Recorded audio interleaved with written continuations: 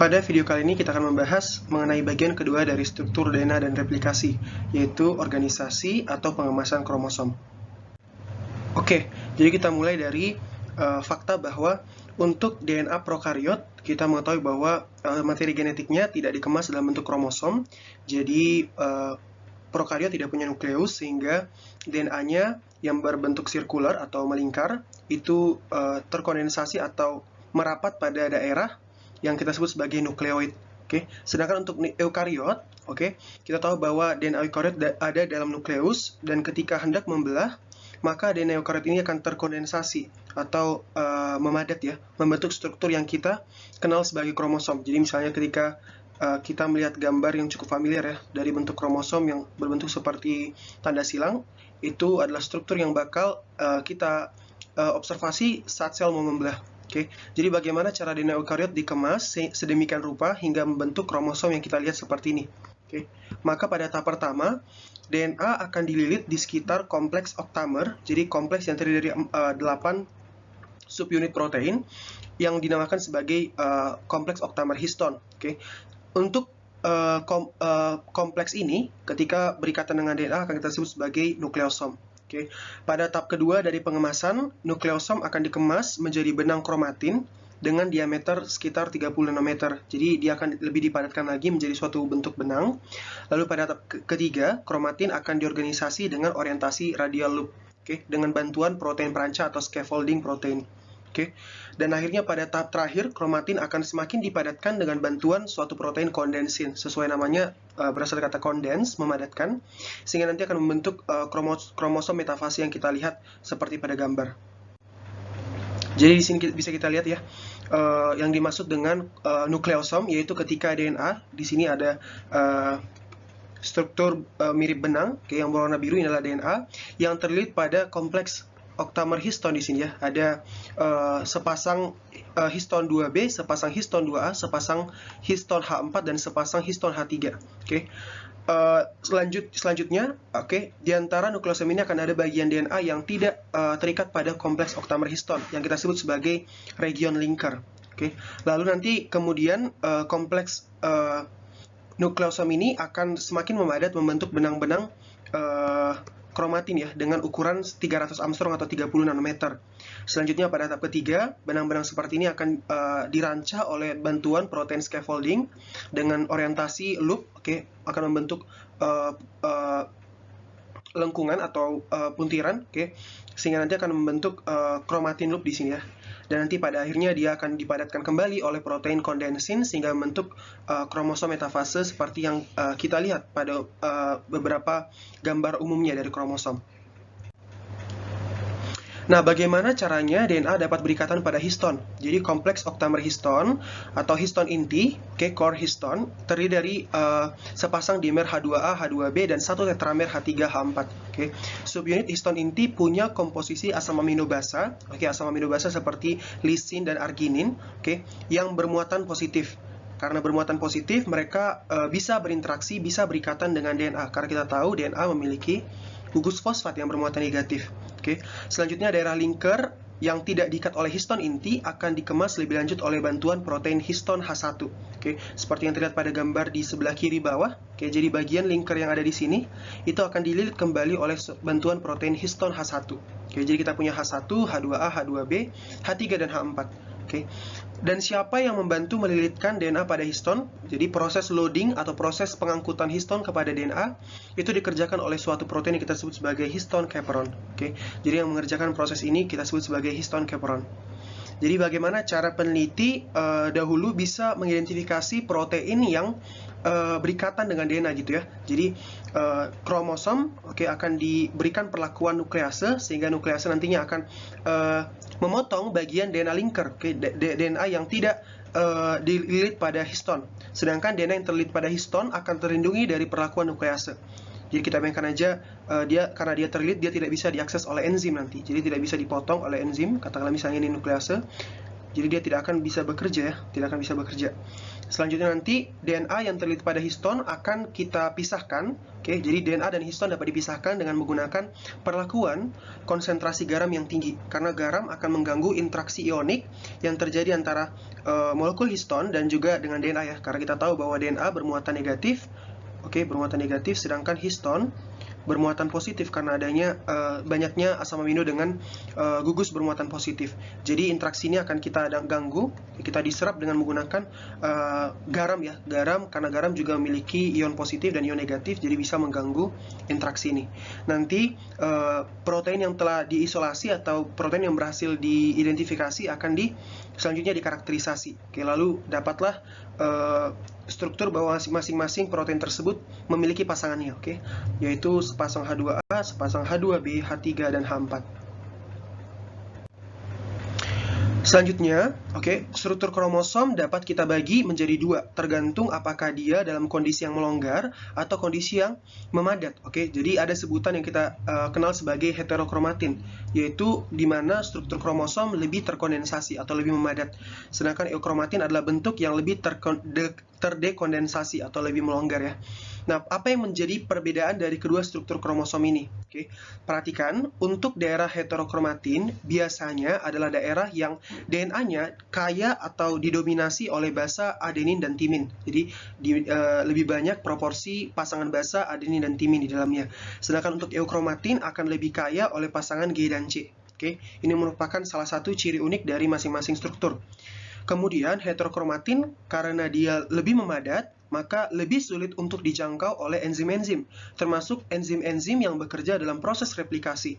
Itulah kenapa heterokromatin yang lebih padat akan direplikasi lebih akhir pada proses replikasi DNA. Sedangkan untuk eukromatin akan direplikasi lebih awal karena eukromatin lebih longgar, memungkinkan enzim untuk bisa mengakses DNA yang akan direplikasi. Oke, sama dengan alasan sebelumnya, gen-gen yang ada di dalam daerah heterokromatin, jadi ketika misalnya DNA di sini mengandung gen ya, misalnya DNA di daerah heterokromatin, oke, ini mengandung gen, maka gen-gen yang ada di dalamnya relatif bersifat inaktif atau tidak aktif diekspresikan, oke, tidak banyak diekspresikan. Karena apa? Sekali lagi, karena enzim-enzim yang bekerja untuk mengekspresikan gen, oke, itu tidak bisa menjangkau, tidak bisa mengakses gen-gen tersebut. Sedangkan untuk eukromatin, karena dia melonggar, tentu saja enzim-enzim lebih mudah untuk mengakses, sehingga gen-gennya relatif lebih aktif. Pertama, kita akan membahas mengenai heterokromatin. Oke. Jadi untuk heterokromatin ada dua jenis. Yang pertama kita sebut sebagai heterokromatin konstitutif, dan yang kedua kita sebut sebagai heterokromatin fakultatif. Disebut konstitutif karena pada dasarnya, oke, secara konstitutif, oke, secara fundamental memang situs atau daerah tersebut berada dalam kondisi yang memadat atau terkondensasi. Jadi heterokromatin konstitutif posisinya identik pada semua kromosom untuk semua sel. Oke, jadi karena kita tahu ya bahwa semua sel dalam tubuh kita ini memiliki komposisi materi genetik yang sama. Oke, karena kita datangnya dari satu sel yang sama, yaitu sel embrio atau sel zigot. Oke, maka untuk semua jenis sel kita, untuk semua sel kita, oke, dalam satu individu yang sama, posisi dari heterokromatin ini identik. Oke, apakah itu di kromatin pertama, ketiga, kelima, dan seterusnya. Oke, biasanya terletak pada area dekat telomer atau area dekat ujung kromosom maupun sentromer, oke, area pertengahan dari kromosom. Oke, kemudian gen-gen di dalamnya akan sangat inaktif. Dan pada manusia banyak ditemukan pada kromosom 1, 9, 16, dan kromosom Y, yaitu kromosom seks pria.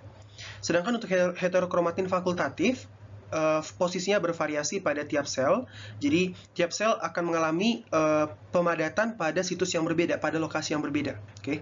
Salah satunya adalah pada kasus inaktivasi kromosom X, di mana kita tahu bahwa untuk sel jantan ya, untuk sel jantan dari organisme dengan determinasi seks XY.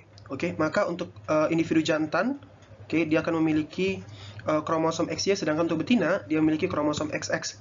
Yang artinya untuk individu jantan hanya akan memiliki satu kromosom X, sedangkan betina memiliki 2 kromosom X. Oke. Apakah artinya betina akan memiliki ekspresi gen 2 kali lipat daripada jantan? Karena kromosom betina ada 2 gitu ya. Apakah ekspresi dari kromosom betina jadi 2 kali lipat? Tidak. Karena apa? Karena salah satu dari kromosom X betina akan dinaktivasi, sehingga proporsi atau tingkat ekspresi gennya sama dengan sel jantan ya, sel jantan. Oke, dimana yang dinaktivasi di tiap sel itu berbeda-beda. Selanjutnya, kita harus tahu juga bahwa kromatin atau kromosom, struktur kromosom dapat mengalami perubahan melalui proses modifikasi. Oke. Kromatin dapat mengalami perubahan struktur sehingga region yang tadinya memadat dapat melonggar dan sebaliknya yang tadinya longgar dapat memadat. Oke. Modifikasi ini melibatkan perubahan pada histonnya sendiri. Oke. Jadi histonnya mengalami modifikasi atau perubahan secara kimiawi maupun pada DNA yang di-cut-nya. Oke. Sama-sama akan menyebabkan perubahan pada struktur kromosom. Dan karena menyebabkan perubahan pada struktur kromosom, jelas hal ini akan menyebabkan perubahan status ekspresi gen dari area kromatin yang diubah strukturnya. Oke. Ini akan kita bahas lebih lanjut pada nantinya regulasi ekspresi gen. Bentuk modifikasi dari histon dapat berupa asetilasi, jadi penambahan gugus asetil, metilasi, penambahan gugus metil, fosforilasi, penambahan gugus fosfat, maupun ubiquitinasi, yaitu di mana ubiquitin akan ditambahkan ke dalam protein, oke? Atau protein histon. Jadi histon akan mendapatkan ubiquitin. Oke, jadi misalkan ini adalah histon, oke, maka ubiquitin akan ditambahkan kepadanya, oke?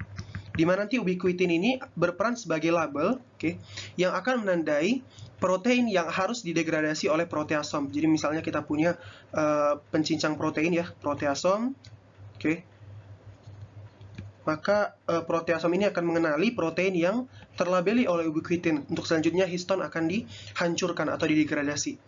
Jadi beberapa modifikasi yang dapat mengubah karakter dari histon, oke. Salah satunya adalah asetilasi. Misalkan asetilasi ini akan menyebabkan muatan positif dari histon itu hilang karena diganggu oleh keberadaan gugus asetil. Karena kehilangan muatan positifnya, interaksi antara histon dan DNA menjadi melemah sehingga mereka akan semakin melonggar. Oke, jadi asetilasi akan menyebabkan pelonggaran atau dekondensasi kromosom. Oke. Modifikasi lainnya juga bisa berupa perekrutan protein lain, oke, yang secara langsung akan membantu mengubah struktur kromatin. Jadi tidak hanya berupa modifikasi kimiawi, tetapi dapat juga berupa modifikasi langsung oleh protein lain, oke, baik berupa degradasi maupun penggantian. Jadi di sini kita bisa lihat, oke, bahwa kompleks dari oktamer dari histon itu, oke, memiliki core atau memiliki inti, dan masing-masing histon memiliki penjuluran keluar, yaitu yang kita sebut sebagai struktur tail atau ekornya, di mana ekor histon menjadi subjek, menjadi target dari berbagai jenis modifikasi. Oke, kita bisa lihat di sebelah kanan adalah peta modifikasi yang mungkin terjadi pada masing-masing histon, baik itu histon 2A, histon 2B, histon 3, dan histon 4.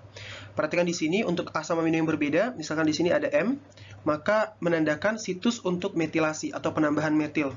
Oke, kemudian di sini ada A, situs penambahan asetilasi, dan seterusnya. Oke, jadi karena ada banyak titik modifikasi yang bisa dibuat, oke, maka kombinasi atau gabungan modifikasi yang berbeda akan menghasilkan respon yang berbeda.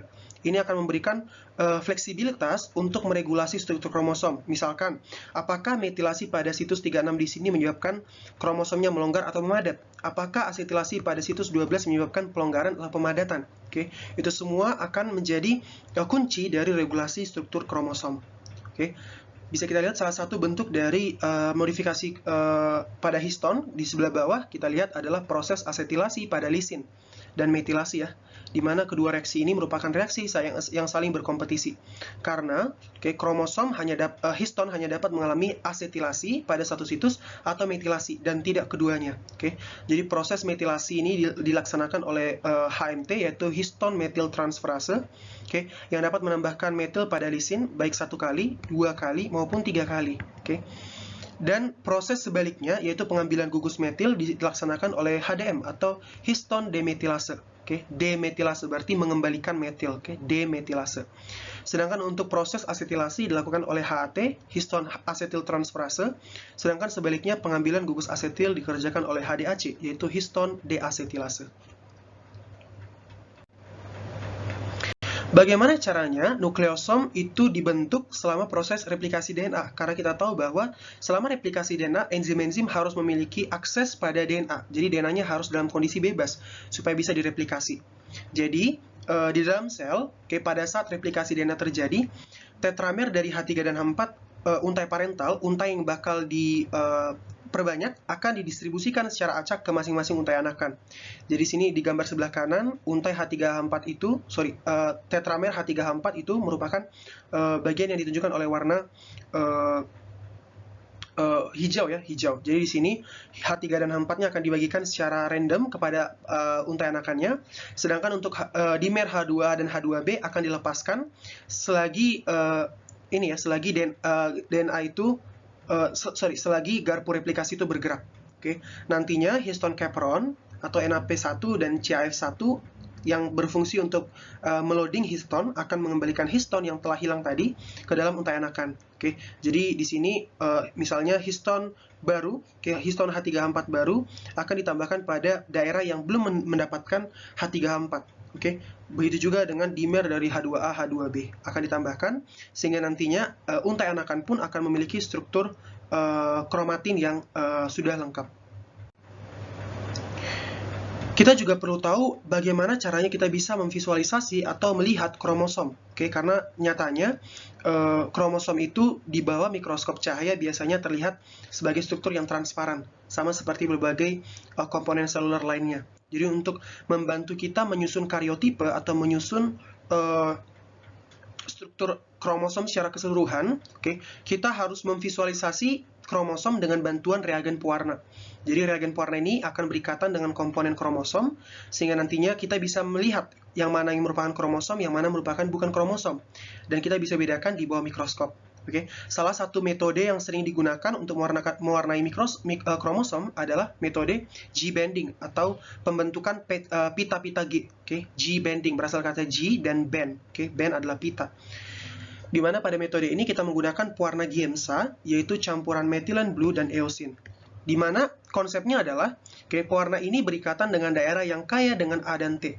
Tadi kita kembali pada konsep di mana heterokromatin itu adalah daerah yang kaya dengan basa A dan T, sehingga pewarna Giemsa akan lebih berikatan pada daerah heterokromatin dan kurang berikatan pada daerah eukromatin, menyebabkan pada kromosom daerah heterokromatin akan lebih gelap atau lebih banyak reagen pewarnanya, sedangkan untuk daerah eukromatin lebih terang. Ini akan membantu kita untuk membedakan pada kromosom bagian mana yang memadat, bagian mana yang melonggar. Pewarna lainnya seperti misalnya pada metode key bending menggunakan quinacridone yang sifatnya fluorescence. Jadi metodenya sama juga, Jadi nanti heterokromatin akan lebih berwarna, lebih intens pewarnaannya, sedangkan nanti eukromatin lebih pale atau lebih pucat pewarnaannya. Mengapa menggunakan quinacridone? Karena quinacridone sifatnya fluorescence sehingga lebih kontras terlihat di bawah mikroskop.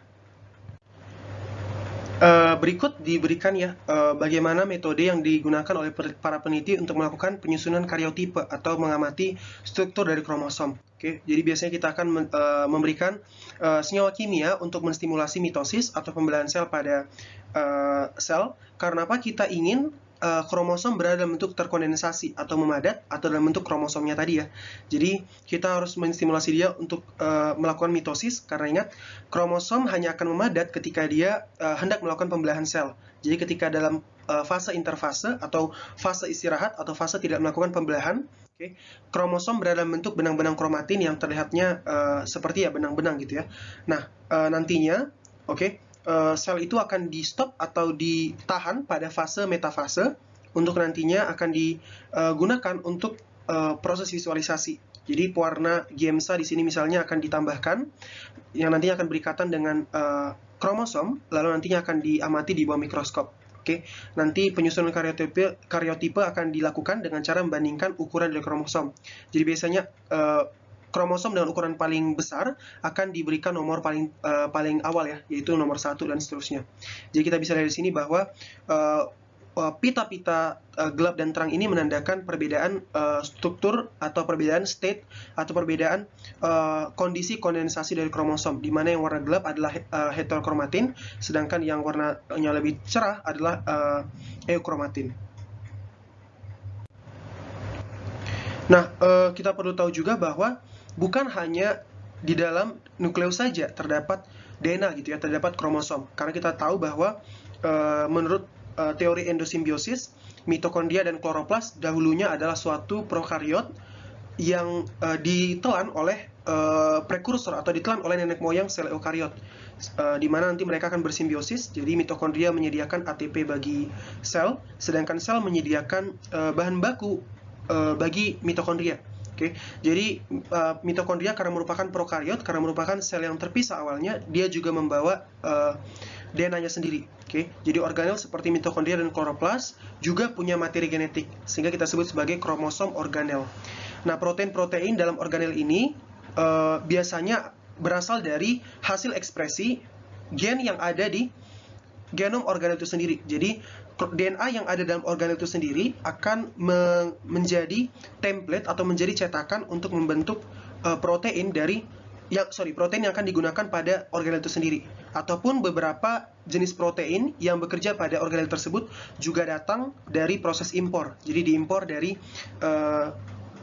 DNA genomik. Oke, diimpor dari ekspresi DNA genomik.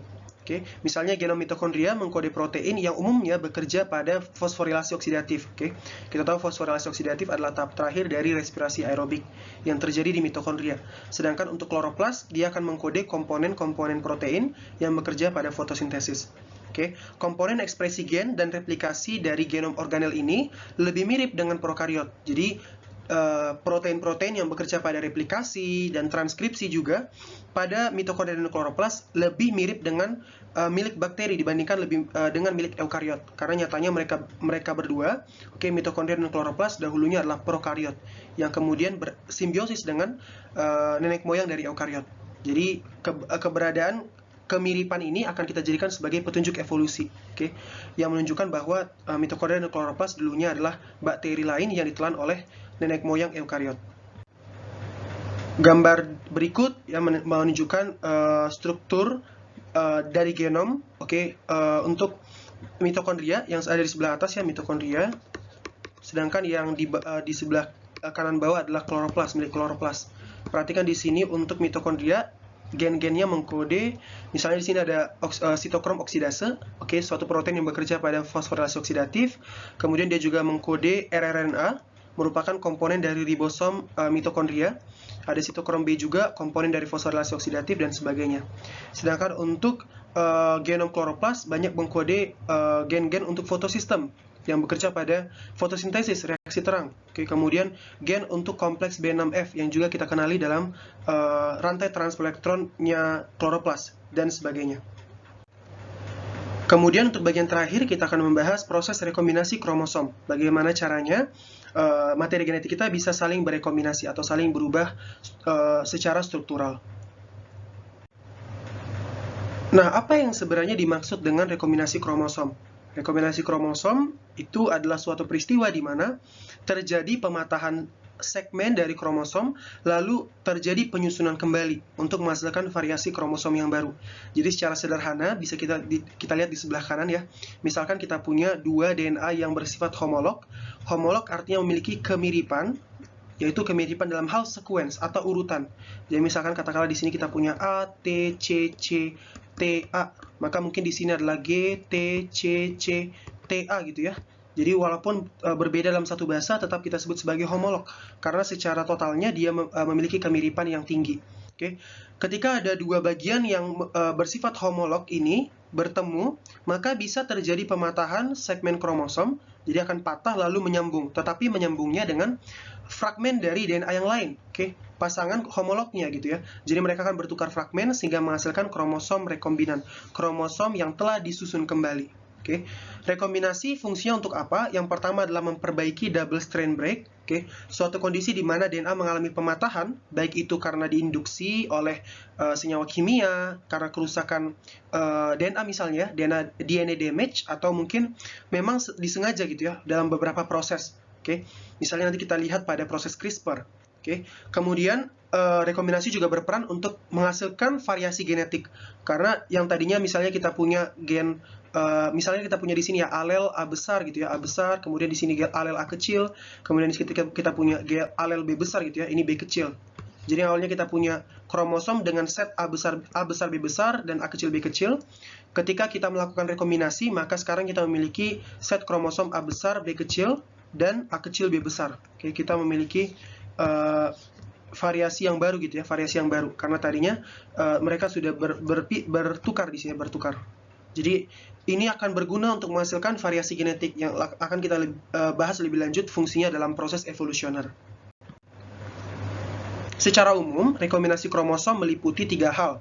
Yang pertama adalah rekombinasi homolog, yaitu ketika DNA yang dipertukarkan memiliki kemiripan yang relatif tinggi, sehingga melibatkan situs dengan tingkat homologi yang tinggi ya. Jadi melibatkan situs dengan homologi yang tinggi, yaitu dengan tingkat kesamaan yang tinggi. Oke. Nah, sedangkan untuk yang kedua, rekombinasi spesifik situs, jadi dia melibatkan bagian kecil yang dia spesifik dan dilestarikan, atau sekuensinya itu relatif sama di berbagai jenis organisme gitu ya, dilestarikan. Dan yang terakhir adalah transposisi, yaitu ketika suatu materi genetik bersifat mobile, dapat berpindah-pindah. Oke, proses rekombinasi biasanya melibatkan sekuens penanda khusus.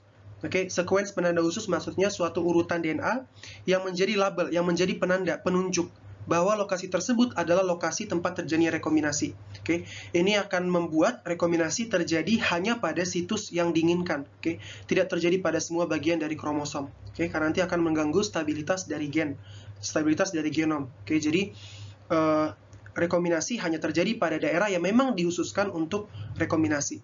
Oke, adanya orientasi dan lokasi yang bervariasi dari rekombinasi, memunculkan variasi penyusunan ulang kromosom. Oke, jadi kalau misalnya orientasi dan lokasi rekombinasi ini berbeda-beda, hasil susunan ulang yang diberikan juga bakal berbeda-beda. Sekali lagi, ini berkontribusi bagi peningkatan diversitas genetik. Oke, peningkatan diversitas genetik. Untuk lebih detailnya nanti akan kita pahami melalui diagram, berbagai jenis diagram. Misalkan di sini ya, kita perlu lihat bagaimana efek dari orientasi situs homolog atau situs terjadinya rekombinasi dan posisinya juga. Oke, orientasi dan posisinya dalam proses pembentukan struktur kromosom yang baru atau urutan dan orientasi gen-gen yang baru pada kromosom. Oke, jadi misalnya kita lihat di sini untuk yang pertama, oke, misalkan kita punya suatu kromosom dengan orientasi gen AB, alel AB dan CD di sini, yang di tengah-tengahnya diapit oleh situs homolog gitu ya, situs homolog atau situs tempat rekombinasi. Sedangkan ada DNA lainnya, oke, yang dia memiliki gen ZYX, lalu dia juga memiliki situs homolog gitu ya. Dan karena dia memiliki situs homolog atau situs rekombinasi, kedua situs ini dapat bertukar. Jadi untuk memudahkan visualisasi, perhatikan cara pembacaannya. Jadi di sini perhatikan, oke. Kita mulai misalnya dari satu ujung kromosom ya. Kita ujung kromosom, maka kita bergerak ya, bergerak dari A ke B. Lalu ingat di sini terjadi pindah silang, terjadi bridge, oke. Jadi kita akan bergeser atau pindah ke seberang. Oke, kemudian kita akan lanjut lagi membaca. Oke, kemudian ketika kembali ke sini, kita menemui struktur menyeberang lagi ya. Jadi kita akan ke kanan hingga mencapai CD. Oke, maka rekombinasi akan dimulai, pembacanya akan dimulai dari ujung pertama, oke, dan berakhirnya pada ujung terakhir. Yang artinya hasil dari rekombinasi ini kita expect adalah suatu DNA yang bersifat linear, karena dia tidak memiliki ujung buntu gitu ya. Dia bermula pada satu titik, berakhirnya pada satu titik. Maka urutan dari DNA yang masuk adalah A, B, kemudian diikuti dengan X ya. Karena tadi ketika kita bergerak, yang pertama kali kita temui adalah X, kemudian lalu diikuti dengan Y, Z, lalu kemudian situs homolog lagi, dilanjutkan dengan C dan D. Jadi pada kondisi ini terjadi insersi, oke, terjadi masuknya gen-gen yang baru atau alel-alel yang baru pada kromosom. Oke, jadi disebut insersi, insert, menambahkan, oke, atau menyisipkan. Nah, untuk yang kedua, bagaimana prosesnya jika hal yang sebaliknya terjadi gitu ya. Jadi sebelah kanan kita perhatikan, bisa saja struktur yang sudah dihasilkan tadi oke, yang seperti ini, itu meliuk atau melakukan folding, melipat sedemikian rupa sehingga orientasinya menjadi seperti ini. Oke, dan sekali lagi kita akan memprediksi apa yang terjadi ketika rekombinasi terjadi gitu ya. Jadi sini kita mulai AB di sini, oke, akan berpindah ke sini, kemudian berakhir ke CD. Jadi akan terbentuk satu fragmen dengan alel ABCD, yaitu yang ditunjukkan di bagian pertama. Oke, lalu pada bagian kedua kita perhatikan di sini, oke, maka akan ada bagian yang ada di sini ya, yang tadinya tidak ikut. Jadi itu akan membentuk fragmen sirkular karena dia tidak memiliki ujung, jadi berakhir pada satu titik, bermula pada satu titik, berakhir pada titik yang sama, berarti lingkaran gitu ya, sirkular. Ini akan menghasilkan fragmen yang kedua. Jadi proses ini kita sebut sebagai delesi karena telah terjadi penghilangan atau terjadi ini ya, removal dari gen-gen yang ada di tengah-tengah yang diapit oleh situs rekombinasi. Oke, lalu yang kedua bisa juga terjadi duplikasi saat misalnya terdapat satu kali lagi konstruk atau DNA yang sama datang. Oke, jadi sini misalkan kita ulang lagi ya, kita mulai dari AB, kemudian XYZ, kemudian nanti berpindah lagi ke sini XYZ, lalu ke CD. Jadi akan kita temukan satu fragmen dengan tambahan alel XYZ gitu ya. Jadi terjadi duplikasi, penggandaan dari gen XYZ. Jadi kita temukan gen XYZ-nya ada dua gitu ya. Dan terakhir adalah inversi atau pembalikan gitu ya, invert. Jadi di sini terjadi ketika misalnya orientasi dari situs rekombinasinya itu berbeda. Jadi walaupun posisinya sama, sama-sama mengapit XYZ, tetapi ketika orientasinya berbeda, ini akan menghasilkan perbedaan pada struktur yang akan dihasilkan. Oke? Struktur yang akan diberikan setelahnya. Oke? Karena apa? Ketika nanti melipat, orientasi pelipatannya juga berbeda. Jadi misalkan di sini kita lihat, ketika kita dari sini ya AB, maka kita akan ke bawah ke Z, kemudian Y, X, kemudian berakhir di CD gitu ya. Jadi akan terbentuk AB, Z, Y, X, CD. Sesuai yang tadi kita lihat ya, AB, oke, kemudian Z, Y, X, CD. Oke, jadi sekarang yang awalnya tadinya gitu adalah X, Y, Z ya, sekarang menjadi Z, Y, X, yang artinya sudah terjadi inversi.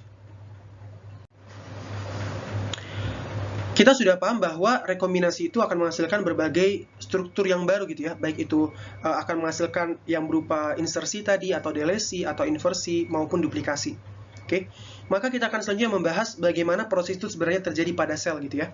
Jadi yang pertama adalah rekombinasi homolog, suatu proses di mana terjadi pemindahan fragmen kromosom, pemindahan lengan kromosom yang terjadi antara pasangan kromosom homolog. Oke, pasangan kromosom homolog, dan ini terjadi pada peristiwa pindah silang ya, yaitu profase 1 dari meiosis. Oke, kita paham bahwa untuk organisme diploid, kita memiliki sepasang kromosom untuk tiap nomor kromosom. Misalkan kromosom 3 ya, kita punya sepasang, karena kita mendapatkan satu set dari ibu, jadi kromosom maternal, oke, dan satu set dari ayah, oke, kromosom paternal. Ingat proses fertilisasi melibatkan dua sel haploid, oke. Jadi N tambah N, oke, akan menghasilkan 2N gitu ya, sepasang kromosom untuk tiap nomor kromosom, oke. Jadi ketika terjadi pemindahan lengan, oke, antara pasangan homolog, ini yang kita sebut sebagai peristiwa pindah silang. Oke, jadi ini melibatkan rekombinasi homolog karena apa? Untuk kromosom dengan nomor yang sama pada posisi yang sama akan memiliki gen-gen yang sama. Oke, gen-gen yang sama tetapi alelnya bisa saja berbeda gitu ya. Misalkan gen A, tetapi mungkin pada maternal dia memiliki versi A besar gitu ya. Misalnya ini adalah gen untuk warna mata misalnya gitu ya. Maka A besar misalkan mengkode warna coklat gitu ya, coklat. Kemudian untuk kromosom paternalnya membawa alel A kecil gitu ya, yang mungkin membawa alel warna mata hitam. Oke, jadi di sini kita bisa lihat bahwa pindah silang akan menghasilkan struktur kromosom yang berbeda. Oke, akan bertanggung jawab untuk menghasilkan variasi genetik pada sel gamet. Karena ingat ya, proses meiosis ini terjadi pada sel gamet. Jadi ketika terjadi pindah silang dan terjadi variasi baru, oke, variasi baru ini akan diteruskan pada sel gamet atau diturunkan ke anakannya. Oke, ada dua model yang menjelaskan rekombinasi homolog yang perlu kita bahas prosesnya secara mendetail. Yang pertama adalah model Holliday, oke, dan kedua adalah model double strand break atau DSB. Kita akan membahas model holiday pertama dulu ya. Jadi untuk model holiday, yang terjadi di awal adalah adanya retakan atau nick, pada lokasi yang sama di DNA dari masing-masing kromosom homolog. Sekali lagi ya, misalkan kita punya kromosom misalnya ini kromosom misalnya dengan homolognya gitu ya. Dengan homolognya. Maka misalkan terjadi nick gitu ya, terjadi nick atau celah, pembentukan celah pada lokasi yang sama. Ya, misalkan di sini terbentuk celah. Dan di pasangan homolognya juga terbentuk celah dengan lokasi yang sama. Masing-masing untai akan menginvasi pasangan homolognya. Jadi untai yang telah mengalami pembentukan celah tadi akan menginvasi untai pasangannya, lalu akan membentuk struktur visual yang kita sebut sebagai holiday junction, atau junction artinya persimpangan ya, persimpangan holiday gitu ya. Nah, selanjutnya akan terjadi migrasi dari holiday junction. Jadi holiday junction-nya akan berpindah karena nantinya DNA-nya akan bergerak gitu ya, bergerak dan memindahkan fragmen. Menyebabkan terbentuknya region heteroduplex, yaitu region di mana untai ganda dari DNA tidak sepenuhnya saling komplement, tidak sepenuhnya saling cocok karena telah mengalami perpindahan, mendapatkan pasangan baru dari homolognya. Untuk lebih jelasnya kita lihat pada gambar berikut. Jadi sebelum kita melihat gambarnya, kita lihat dulu bahwa ketika terjadi pemotongan atau eksisi holiday junction, akan terbentuk dua kromosom non-rekombinan, yang punya region heteroduplex. Jadi akan terbentuk kromosom yang tidak sepenuhnya saling berpasangan gitu ya, tidak sepenuhnya saling berpasangan. Jika terjadi isomerisasi, ketika terjadi perputaran holiday junction sejauh 180 derajat. Jadi isomerisasi adalah ketika holiday junction berputar sejauh 180 derajat. Sebelum pemotongan holiday junction terjadi, akan terbentuk dua kromosom rekombinan, yang memiliki region heteroduplex. Jadi, pembentukan kromosom rekombinan bergantung terhadap apakah terjadi isomerisasi sebelum holiday junction dipotong atau tidak. Kalau tidak terjadi isomerisasi sebelum dipotong, maka tidak akan terbentuk kromosom rekombinan. Sedangkan ketika terjadi isomerisasi sebelum pemotongan, akan terbentuk kromosom rekombinan. Sekali lagi, region heteroduplex atau region yang tidak sepenuhnya berpasangan akan diperbaiki lewat mekanisme perbaikan DNA. Kita perhatikan untuk gambarnya untuk lebih jelasnya ya. Jadi perhatikan di sini, misalkan kita punya kromosom yang telah diduplikasi ya. Jadi kita punya kromosom dengan homolognya. Jadi misalkan ini adalah kromosom pertama, ini adalah kromosom homolognya gitu ya. Ingat bahwa ketika telah terjadi replikasi, maka tiap kromosom akan mendapatkan pasangannya gitu ya, akan mendapatkan kopiannya, salinannya. Jadi ini merupakan kromosom pasca replikasi. Ketika sudah diperbanyak, digandakan. Nantinya di sini kita bisa lihat bahwa masing-masing kromosom memiliki sister chromatid atau kromatid saudarinya. Misalkan di kromosom pertama kita punya varian alel AB gitu ya, A besar B besar. Sedangkan di kromosom kedua misalnya kita punya varian A kecil B kecil gitu ya. Nah, apa yang terjadi ketika pindah silang atau holiday junction tadi itu terbentuk? Jadi kita mulai dari proses pembentukan celah tadi atau nick pada lokasi yang sama dari kedua kromosom. Ingat ya, ini adalah kromosom. Lihat yang warna biru berarti kromosom pertama, sedangkan yang di bawahnya adalah homolognya gitu ya. Jadi ini tidak terjadi antar kromosom dengan kromatid saudarinya. Karena kromosom dengan kromatid saudarinya itu betul-betul sama. Karena merupakan hasil fotokopi, hasil kopian, hasil salinan gitu ya saat replikasi. Sedangkan antara homolog dengan kromosomnya itu tidak sama persis. Nah, jadi di sini kromosom dengan homolognya akan mengalami nick atau celah, pembentukan celah. Nantinya, masing-masing untai akan menginvasi satu sama lain. Jadi akan berikatan dengan pasangan homolognya gitu ya, sehingga akan bentuk struktur sebelah kanan yang kita sebut sebagai holiday junction. Junctionnya nanti akan bergerak. Jadi bayangkan junctionnya bergerak ke kanan. Maka yang tadinya di bawah, perhatikan ya, yang di bawah di sini akan nanti naik ke atas di sini. Sedangkan yang tadinya di atas akan turun ke bawah seiring struktur holiday junction bergerak. Nah, region di sini kenapa dia tidak rapi gitu ya susunannya? Karena memang di sini regionnya itu tidak sepenuhnya cocok gitu ya. Karena mungkin misalnya di sini tadinya ada A gitu ya, di sini ada A, di sini ada T gitu ya. Kemudian di sini ada G, di sini ada C. Jadi bayangkan tadinya kita punya T berpasangan dengan A, lalu di sini ada C berpasangan dengan G. Ketika holiday junction bergerak ke kanan dan memindahkan semuanya, maka T di sini harus dipaksa berpasangan dengan C yang tadinya sudah berpindah gitu ya, karena holiday junctionnya sekarang sudah bergerak ke kanan. Sedangkan A harus dipaksa berpasangan dengan G. Jadi daerah yang tidak sepenuhnya berpasangan ini kita sebut sebagai region heteroduplex. Berasal dari kata hetero, berbeda, duplex, dua untai. Jadi dua untai dengan perbedaan gitu ya. Jadi dua untai ini akan memiliki beberapa base mismatch atau kesalahan perpasangan basa. Bagaimana caranya? Holiday junction akan membentuk kromosom rekombinan. Kita perhatikan. Jadi ketika telah terjadi migrasi atau perpindahan dari holiday junction, pembentukan kromosom rekombinan tergantung apakah terjadi perputaran sejauh 180 derajat atau kita sebut sebagai proses isomerisasi sebelum holiday junction dipotong atau tidak. Kalau isomerisasi tidak terjadi, atau dengan kata lain,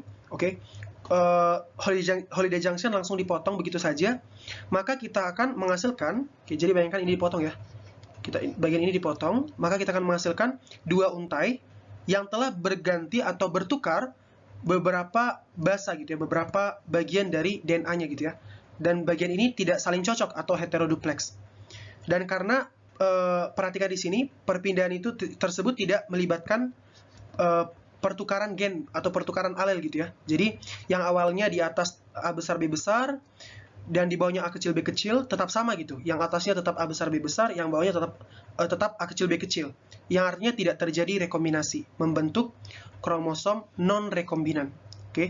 Di mana jelas pada daerah tersebut akan terbentuk region heteroduplex yang pendek, region yang tidak saling cocok basanya.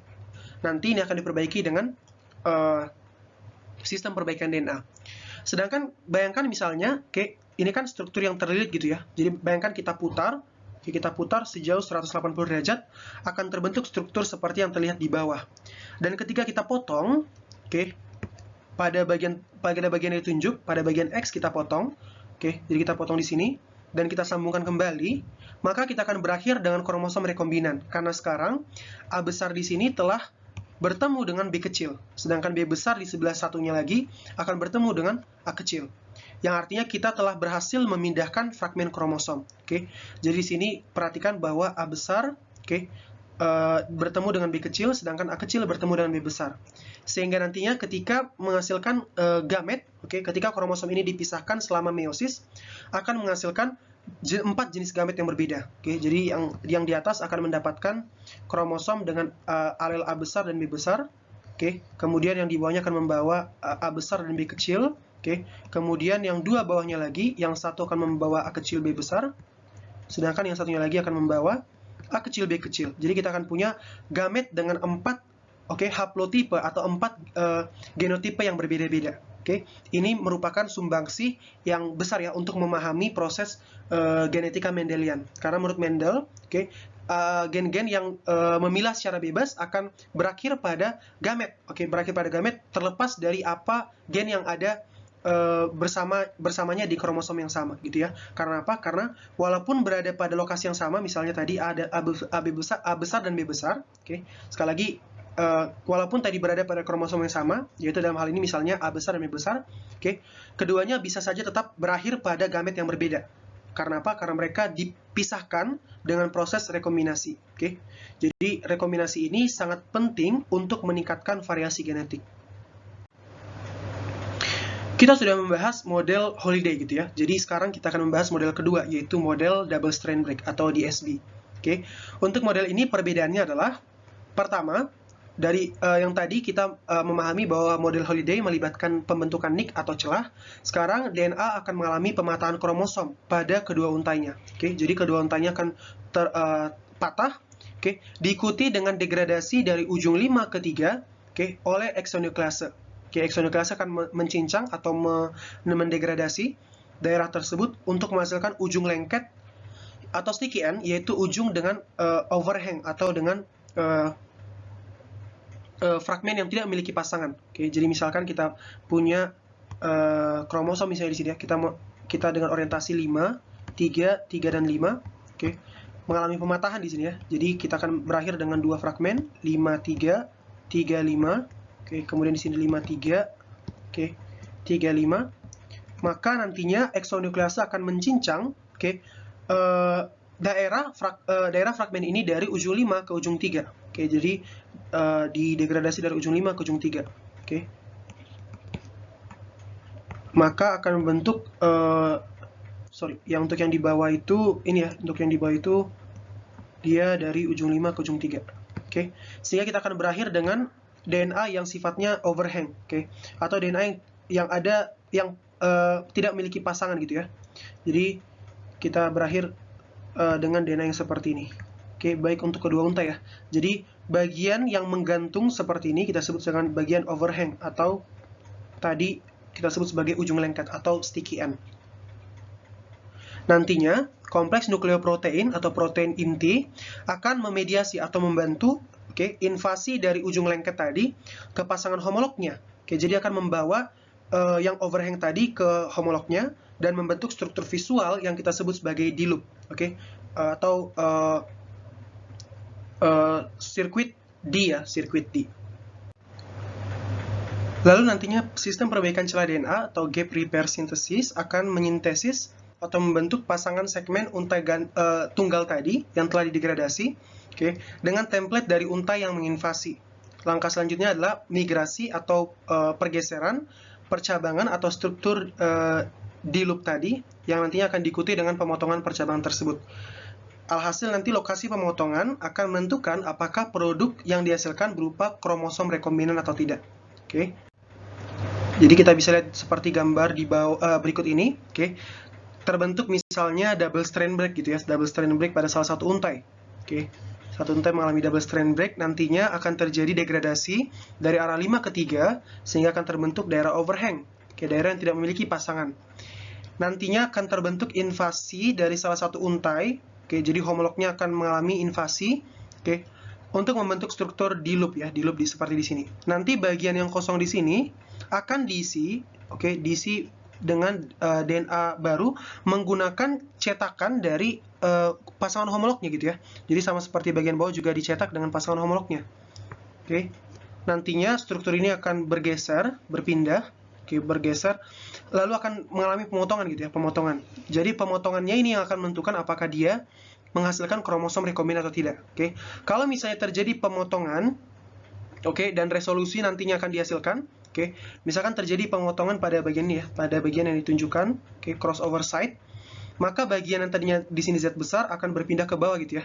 Z kecil di sini akan berpindah ke atas. Jadi A besar akan berpasangan dengan Z kecil, sedangkan A kecil berpasangan dengan Z besar. Sebaliknya di sebelah kiri, A besar berpasangan dengan Z besar, A kecil berpasangan dengan Z kecil, kalau misalnya tidak terjadi perpindahan tadi, eksisi pada lokasi situs pindah silang, tidak terjadi pemotongan pada daerah tersebut. Sehingga untuk yang tidak mengalami pemotongan akan menghasilkan kromosom non-rekombinan yang tidak mengalami perpindahan lengan, sedangkan yang tadinya berpindah akan menghasilkan kromosom rekombinan. Nah, rekombinasi homolog dapat menyebabkan terjadinya peristiwa yang kita sebut sebagai konversi gen, di mana gen mengalami perubahan menjadi varian alel lainnya. Ini disebabkan karena rekombinasi homolog bisa saja disertai dengan perbaikan DNA, di mana perbaikan DNA ini menghasilkan perubahan yang acak. Bisa jadi akan menghasilkan alel yang berbeda, atau bisa jadi menghasilkan alel yang sama ya setelah proses rekombinasi. Jadi ada dua proses perbaikan DNA yang menyebabkan konversi gen. Yang pertama adalah sistem perbaikan celah DNA atau DNA gap repair synthesis, dan yang kedua adalah sistem perbaikan salah pasangan basa atau DNA mismatch repair. Kita akan lihat masing-masing dari efeknya pada peristiwa konversi gen. Pada konversi gen, akibat sistem perbaikan celah DNA, konversi gennya terjadi karena apa? Karena sistem tersebut menyintesis DNA pada celah yang terbentuk tadi, celah yang disebabkan karena double strand break tadi, menggunakan template dari untai homolognya, sehingga akan terbentuk pasangan. Jadi dia akan menghasilkan DNA yang didasarkan pada urutan dari untai homolognya. Jadi untai yang baru akan memiliki urutan yang sama dengan untai homolognya gitu ya, atau memiliki gen yang sama, alel yang sama dengan untai homolognya. Sedangkan untuk konversi gen akibat sistem perbaikan salah pasangan basa atau mismatch repair, konversi gennya terjadi karena perbaikan pasangan basa yang tidak cocok dari region heteroduplex yang terbentuk. Oke, kita lihat masing-masing secara detail. Jadi perhatikan di sini ya, perhatikan di sini. Misalkan tadi kita punya region B dan terjadi double strand break pada region tersebut, region gen B ini. Oke, maka nantinya akan terbentuk cara yang sama ya, akan terbentuk cara yang sama, terbentuk D loop gitu ya. Kemudian bagian ini akan diisi dengan template-nya gitu ya. Nah, template yang ungu di sini yang menjadi template pembentukan daerah yang hilang di atasnya adalah berasal dari kromosom homolognya yang notabene merupakan alel B besar gitu ya.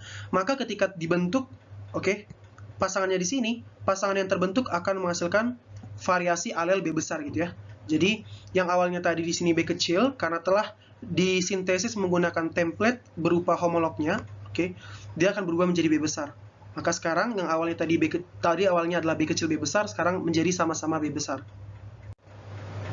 Sedangkan untuk konversi gen akibat sistem perbaikan kesalahan pasangan basa atau mismatch repair, oke, ini melibatkan proses penggantian yang acak pada daerah heteroduplex yang terbentuk setelah holiday junction itu bergerak. Oke, jadi ketika holiday junction mengalami migrasi, perhatikan di sini, perhatikan ya, ini untainya tadi, ini akan menjadi turun ke bawah, sedangkan yang di bawah akan naik ke atas gitu ya.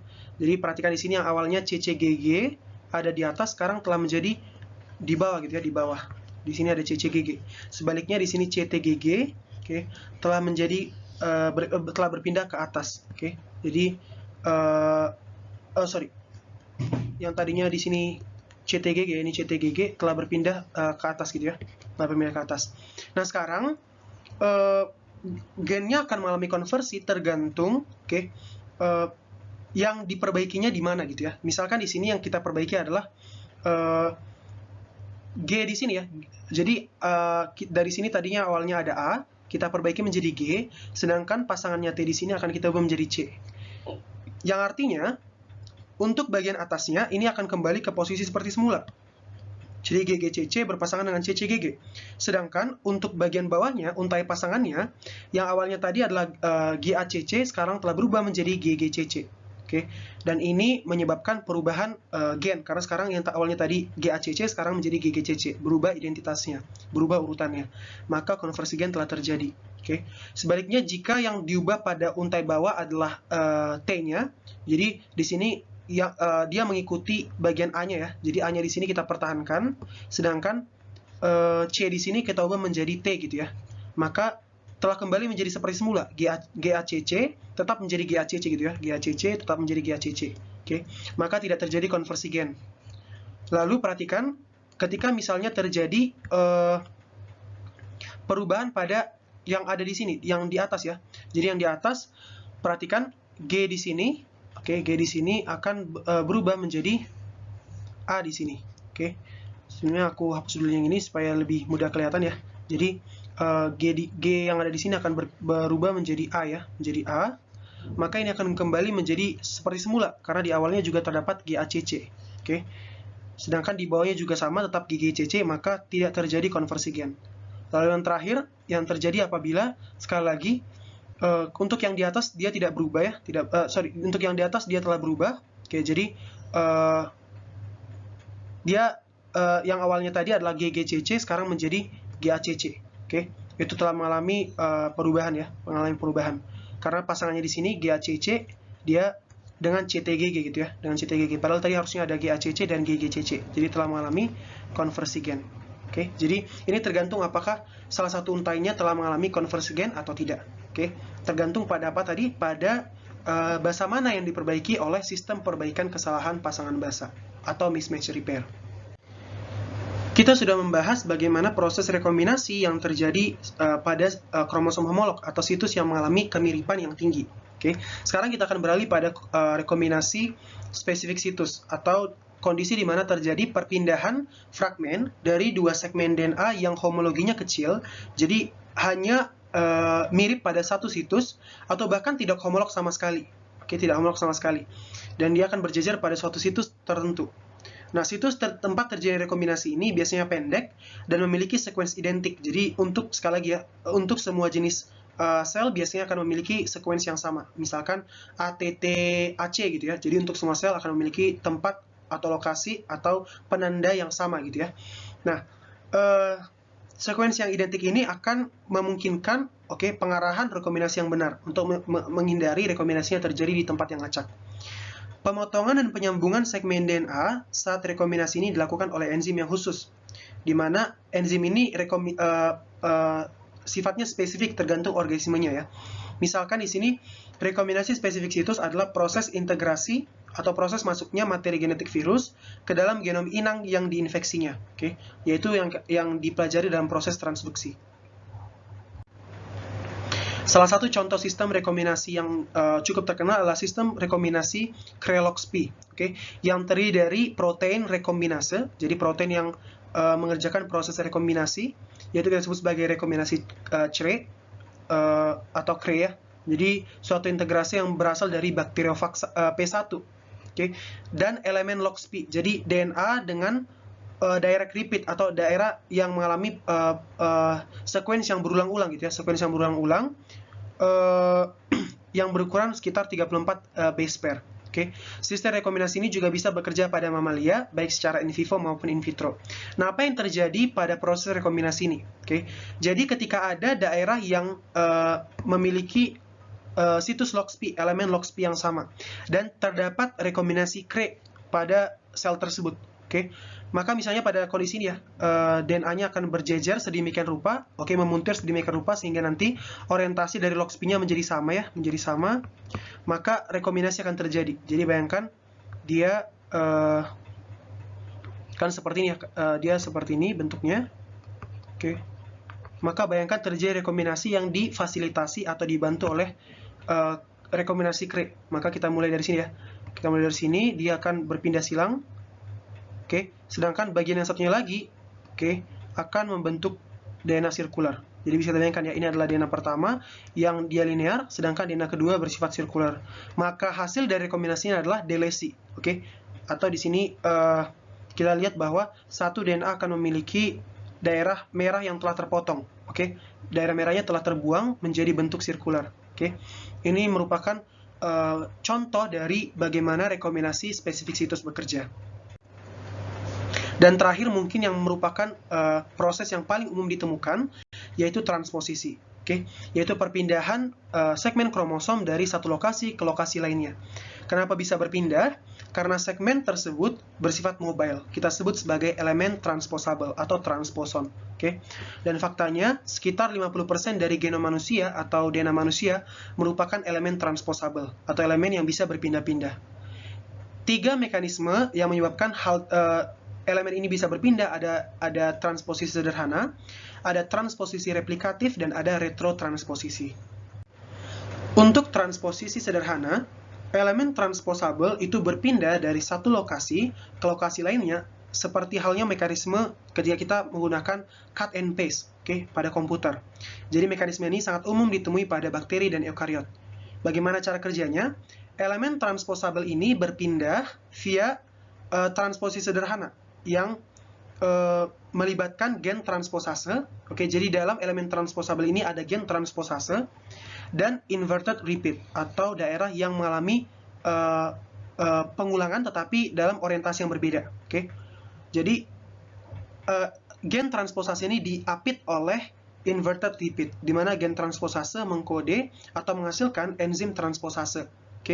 Di mana enzim transposase sendiri transposase ini dia sendiri yang mengkatalisis proses transposisi. Jadi sekali lagi elemen transposable terdiri dari gen yang mengkode enzim transposase dan dia diapit oleh inverted repeat, suatu daerah yang sekuensnya berulang atau sama tetapi pada area yang berbeda. Katakanlah di sini dia sekuensnya adalah ATCC gitu ya, maka di sebaliknya dia akan memiliki sekuens CCTA gitu ya, yaitu inverted repeat. Jadi IR adalah 2 segmen DNA yang sekuensnya identik atau hampir identik tapi orientasinya berlawanan. Oke, orientasinya berlawanan sehingga disebut inverted repeat. Elemen transposable yang tadi memiliki gen transposase dan kedua IR, oke, itu bakal diapit kembali oleh direct repeat atau DR, yang merupakan segmen DNA yang sekuensnya dan orientasinya identik. Jadi tidak seperti IR, DR atau direct repeat memiliki orientasi yang sama juga. Oke. Pada saat transposisi berlangsung, hanya elemen transposable yang diapit oleh DR yang bisa berpindah. Yang artinya, ketika ada elemen transposable tetapi tidak diapit oleh DR, tidak akan mengalami perpindahan. Oke. Namun terkadang, di dalam elemen transposable tersisip gen-gen tambahan. Jadi yang awalnya tadi hanya ada gen transposase, misalkan terdapat gen tambahan gitu ya. Contohnya misalnya gen resistensi antibiotik. Ketika gen ini berada di dalam, maka dia akan terikut atau ke bawah, selama proses perpindahan oleh transposisi. Yang artinya, elemen transposable ini sangat berguna untuk memindahkan gen di antara kromosom, atau memindahkan lokasi dari suatu gen. Jadi secara sederhana kita bisa lihat prosesnya bagaimana. Prosesnya adalah seperti cut and paste. Kita cut di satu titik, kemudian kita pindahkan dan kita paste di titik yang lain. Untuk lebih jelasnya kita perhatikan apa yang merupakan komponen dari transposon atau elemen transposable. Sekali lagi, dia memiliki gen transposase yang akan menghasilkan protein transposase, atau enzim transposase. Kemudian diapit oleh IR yang lihat orientasinya berlawanan, sedangkan diapit kembali oleh DR yang orientasinya searah. Dan pada beberapa jenis transposon, dia juga membawa gen-gen lain. Misalkan di sini, dia membawa gen resistensi atau kekebalan terhadap antibiotik. Ingat bahwa segala sesuatu yang diapit oleh DR, akan dipindahkan. Jadi bagian yang di-highlight oleh kuning itu akan berpindah selama proses transposisi. Jadi bagaimana sebenarnya proses transposisinya berlangsung gitu ya. Jadi subunit dari transposase akan mengapit inverted repeat atau IR. Nantinya transposase akan melakukan loop, membentuk loop atau memuntir daerah tersebut, lalu akan dipotong sehingga nantinya daerah yang ini akan kepotong dan berpindah ya ke tempat baru gitu ya. Berpindah ke tempat baru. Perhatikan warna DNA-nya sudah berbeda, mengindikasikan bahwa DNA yang diinsersikan itu pada lokasi yang berbeda.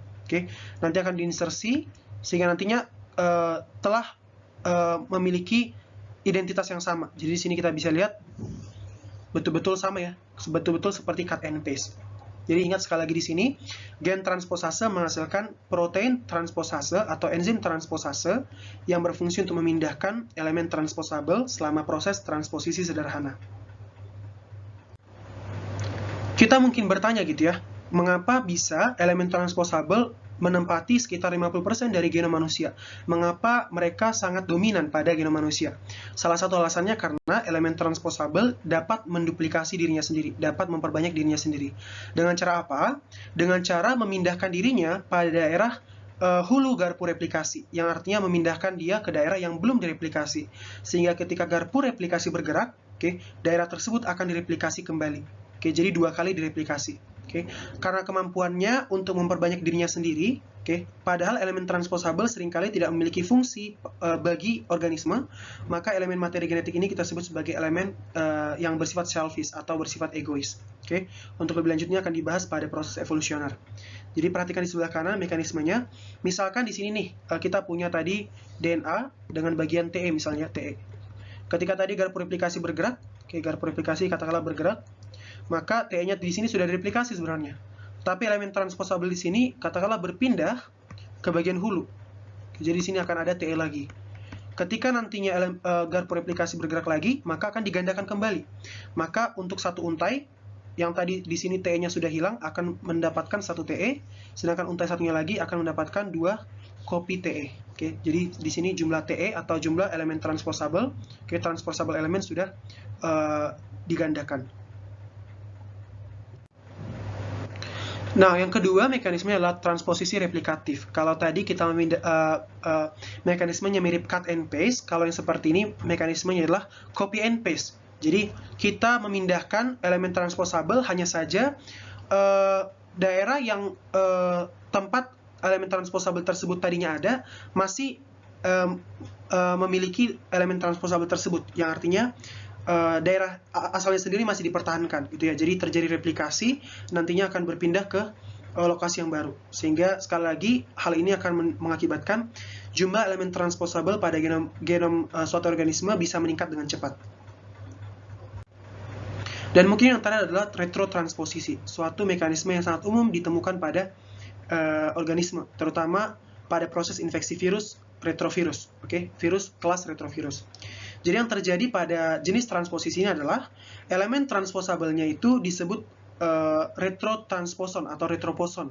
Karena apa? Karena elemennya ini akan terlebih dahulu dibaca atau ditranskripsi menjadi mRNA. Nanti enzim yang kita sebut sebagai reverse transcriptase, sesuai namanya ya, reverse transcriptase, berarti mengembalikan proses transkripsi. Kita tahu bahwa transkripsi berlangsung dari DNA menjadi mRNA, membaca DNA untuk membentuk mRNA. Kalau reverse transcriptase sebaliknya, membaca mRNA untuk membentuk DNA. Ini akan dikerjakan oleh reverse transcriptase atau singkatnya kita sebut sebagai RT. Enzim lain yang kita sebut sebagai integrase akan mengintegrasikan atau menyisipkan retrotransposon tadi ke bagian kromosom lainnya. Yang artinya sekali lagi jumlah dari retrotransposon ini akan digandakan pada sel. Mekanisme ini sebenarnya hanya ditemukan pada eukariot, tetapi sayangnya retrovirus memanfaatkan mekanisme ini untuk memperbanyak dirinya. Karena retrovirus memiliki kemampuan untuk menggunakan RT tadi untuk menyisipkan genomnya kepada genom inang ya, genom inangnya yaitu sel eukariot tadinya. Jadi untuk retrotransposon perhatikan di sebelah kanan ya. Di sini misalkan kita punya elemen retrotransposon, dia akan dibaca melalui proses transkripsi menghasilkan mRNA. Lalu oleh reverse transcriptase diubah menjadi DNA. Lalu oleh enzim integrase diintegrasikan pada lokasi yang berbeda. Maka kita akan menghasilkan kopi retrotransposon yang lebih banyak daripada sebelumnya. Dan sekali lagi, jangan lupa bahwa mekanisme ini bisa dimanfaatkan oleh virus untuk memperbanyak dirinya. Demikian video pembahasan dari struktur DNA dan replikasi, dan setelahnya kita akan belajar mengenai bagaimana DNA menjadi materi genetik atau mengendalikan proses seluler, yaitu melalui proses ekspresi gen atau pembacaan gen yang ada pada DNA.